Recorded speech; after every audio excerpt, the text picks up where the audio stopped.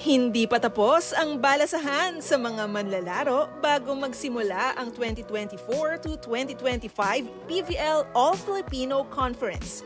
Unahin na natin sina EJ Laure at Buding Duremdes. Noong Martes, October 22, inanunsyo ng Cherry Tigo ang pag-alis ng dalawa sa kupunan. Si Laure, idinaan sa post sa kanyang social media account ang kanyang pagpapasalamat sa prangkisa.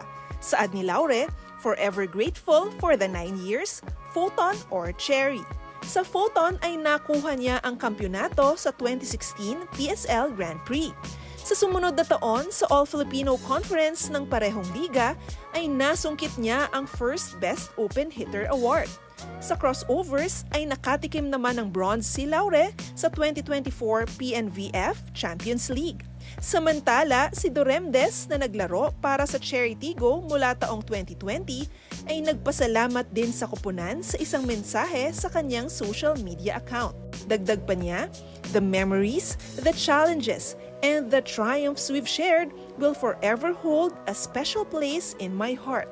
Parte si Duremdes ng unang kampyonato ng Cherry Tigo sa 2021 PVL Open Conference. Siya rin ay pinarangalang Best Libero sa Reinforced Conference ng sumunod na taon sa parehong liga. Ngayong kumpirmado na ang pag-alis ng dalawa sa Cherry Tigo, ano kayang team ang sa tingin ninyo'y magiging susunod na tahanan ni Laure at Duremdes? Samantala, isang Phil-Am setter naman ang magbabalik sa Philippine volleyball scene. Yan ay si Alohi Robbins Hardy matapos niyang sumali sa Farm Fresh. Pero hindi pa malinaw kung ano ang magiging role ni Robbins Hardy sa kupunan. Nagmarka si Robbins Hardy sa local volleyball nang makuha ang Best Setter Award sa 2019 PSL All-Filipino Conference. Huli siyang naglaro sa Pilipinas bilang miyembro ng Signal sa PSL. At bagong-bagong balita, nagbabalik din si Rachel Andakis matapos siyang pumirma sa Foxies. Ito ang unang pagkakataong makakapaglaro ulit si Dakis sa PVL mula noong 2023 Invitational Conference bilang miyembro ng Signal.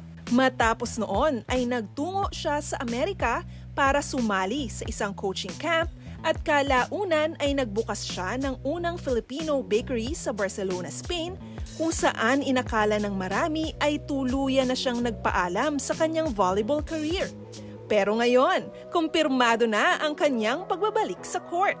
Isa pa sa inaabangan ng mga fans ay ang pagsasamang muli ni Dakis, Robbins Hardy at Jack Jonella sa iisang kupunan.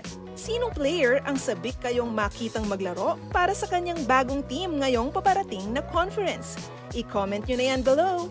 For more stories, check out onesports.ph.